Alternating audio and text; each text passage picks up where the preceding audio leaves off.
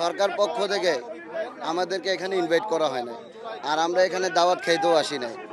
আমাদের লক্ষ্য একটাই, আমাদেরকে নিয়ে যে জুলাই সনদ বাস্তবায়ন করতে যাচ্ছে, তারা জুলাই সনদকে স্বাক্ষরিত করবে, এখানে আমাদেরকে তো জানানো হয়ই নাই। আমাদের দাবি হচ্ছিল গিয়া জুলাইয়ের সংবিধানের অন্তর্ভুক্ত, জুলাই সনদ সংবিধানের অন্তর্ভুক্ত থাকতে হবে এবং সেখানে উল্লেখ থাকা লাগবে যে আমাদেরকে রাষ্ট্রীয় বীর হিসাবে, জুলাই যোদ্ধা রাষ্ট্রীয় বীর হিসাবে স্বীকৃতি দিতে হবে।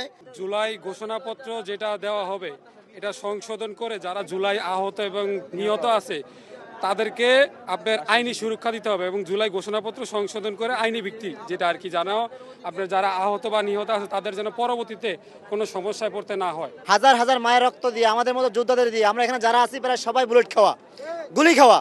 আমরা যে গুলি খেয়েছি, আমরা যে দেশকে স্বাধীন করেছি, আমরা দেশটাকে যে সুন্দর একটা জায়গায় নিয়ে আসছি, আমাদের সুরক্ষা কোথায়? আমাদের সুরক্ষা কোথায়?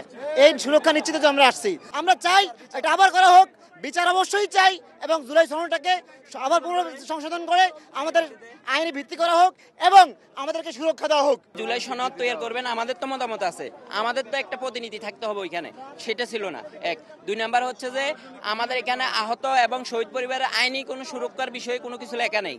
ভবিষ্যতে তারা যে আইনি সুরক্ষা পাবে এই জুলাই অভ্যুত্থানের পরবর্তীতে, এই জাতীয় কোনো কিছু এই কলমে নাই। পূর্ব ঘোষিত ঘোষণা অনুযায়ী আজকে জুলাই সনদে স্বাক্ষর করবে, তো সেক্ষেত্রে আমাদের দাবি দেওয়া তো আমরা পাইনি। আমাদের যে ন্যায্য দাবিটা, আমাদের যে ঘোষণাপত্র সংশোধনের কথা ছিল সেটা আদৌ করা হয়নি। তাহলে সেই অসংশোধিত তো ঘোষণাপত্রে যদি স্বাক্ষর করা হয় তাহলে সেটা আমাদের জন্য মানে আমাদের মৃত্যু বলতে পারেন। জুলাই সনদের আইনি ভিত্তিও আমরা চাই এবং আমাদের সুরক্ষাটাও আমরা চাই, আমরা দুইটাই চাই।